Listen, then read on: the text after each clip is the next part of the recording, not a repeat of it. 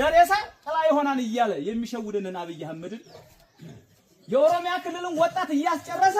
ኦሮሞን ሊገሉህ ነው አማራ መጣብህ እያለ እኛ ሰፈራችን ቁጭ ያልነውን ሰዎች የውሸት ትርክት እየተረከ እየጋፈፈ እያመጣ ሻይ ቤት ስትዝናና ሆቴል ቤት ስትዝናና ትምህርት ቤት ስትሄድ አፍኖ ያመጣህ አይደለም ታፍናችሁ የመጣችሁ አላችሁ አይደል አላፈንኩም በፍላጎት ነው የመጡልኝ እያለ ነው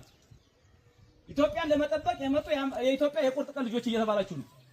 አፍኖ ነው ያመጣችሁ አይደል አፍኖ እስካመጣህ ድረስ ግን የታፈንከውን ድምጽ ዛሬ ትናገርበታለህ ትናገርበታላችሁ አይደል እናመሰግናለን እዚህ ጋር ትናገርበታላችሁ አትናገሩበትም ትናገርበታላችሁ ትፈራላችሁ እንዴ አፈሩም አንፈራም ይህን ስርዓት ገርስሶ ለመጣል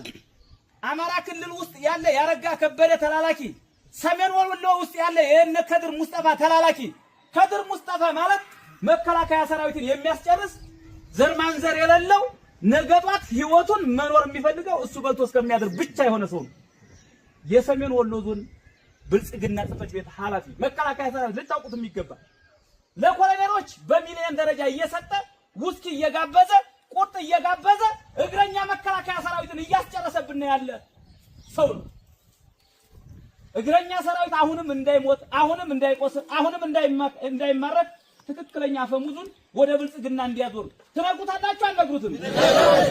እሱን ነው የምነግራችሁ እውነቱን ነው የምነግራችሁ የመከላከያ ሰራዊት አመራሮች ከፍተኛ አመራሮችና የብልጽግና አመራሮች በውስኪ በቁርጥ እየተጫወቱ እናንተን በጥይት እያጫወቷችሁ እኛ አምነንበት ነፃነታችንን ለማወጅ የወጣነ የአማራ የቁርጥ ቀን ልጅ አሳረኛው ፋኖ ሞትን በነፃ የተቀበልነን ነኛ እናንተ ግን ሞትን የተቀበላችሁት በቁርጥና በውስኪ በእነማን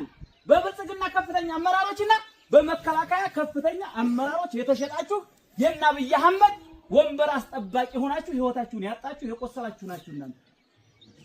ግልጽ ነው አይደለ ይሄ ሀቅ ፖለቲካ